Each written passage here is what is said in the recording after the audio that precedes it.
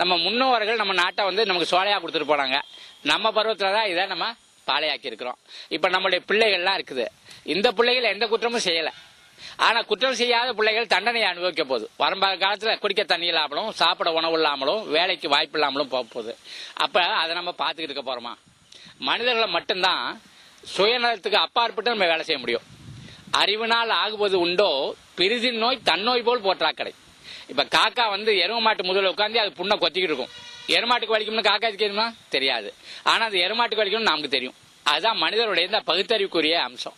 அதனால மனிதர்களை என்ன செய்யணும்னா, தனக்காக மட்டும் வாழ்ந்தோன்னு இருக்கக்கூடாது. அது மிருக வாழ்க்கை. மனித வாழ்க்கை வாழணும்னா மற்றவர்களுக்காகவும் யோசிக்கணும், வருங்காலத்துக்காகவும் யோசிக்கணும்.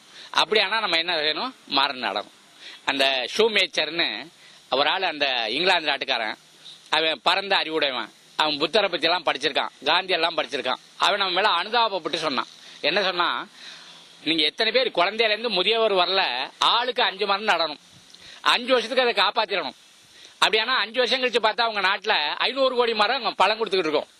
எந்த 5 ஆண்டு திட்டத்துக்கும் செலவழிச்சதை விட குறைவா செலவாகும். எந்த 5 ஆண்டு திட்டத்திலையும் விளைந்த பலனை விட கூடுதலா பலன் இருக்கும் அப்படின்னு சொன்னான். அவ்வளவு கூட நம்ம சத்குரு சொல்லல. ஆளுக்கு 2 மரம். சரிதான். எனக்கு ஒரு மரம் நடணும், நானு ஊருக்கு ஒரு மரம் நடணும். ஊருக்கு நட்டாலும் அது எனக்கு தான் பயன்பட போகுது, எனக்கு நட்டாலும் எனக்கு தான் பயன்பட போகுது. இதுல வந்து ஒன்னும் பெரிய பொது நலமெல்லாம் இல்லை. ஆனா பொது நலம் அதுக்குள்ள பொதிந்து இருக்கிறது. அப்ப எனக்கு ஒரு மரம், ஊருக்கு ஒரு மரம். தமிழ்நாட்டில் 6 கோடி பேர் இருக்கிறோம். ஆளுக்கு 2 மரம் நட்டோம்னா 12 கோடி மரமாச்சு.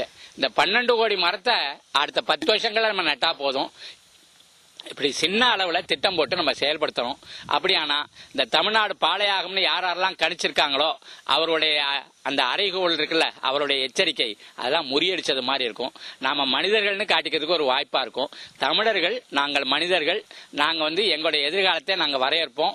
நாங்க சின்ன பிள்ளையில இருந்து பகுத்துண்டு பல்லுயிர் ஓம்புதல் நூலோ தொகுத்தவற்றுள்ளெல்லாம் தலைன்னு சொல்லிக்கிட்டே வந்திருக்கிறோம். அதை நடைமுறைப்படுத்துவதற்கு இந்த பசுமை கரங்கள் ஒரு வாய்ப்பா இருக்குது.